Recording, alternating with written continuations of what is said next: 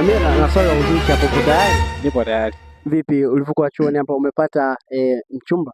Hapana. Hujapata? Ndio. Watoto wote wawili zima. Leo nimekutana na finalist hapa na naenda kutuambia mambo mawili matatu. Kaka nakwaje? Fresh. Niambie umejiandaje kuyapokea maisha ambayo unaenda kuanza hivi soon? Kitu cha kwanza ni kuomba Mungu tufanye vizuri katika mitihani ya mwisho, lakini kuhusu maisha ya mtaani hilo tutajua baada ya kumaliza hapo.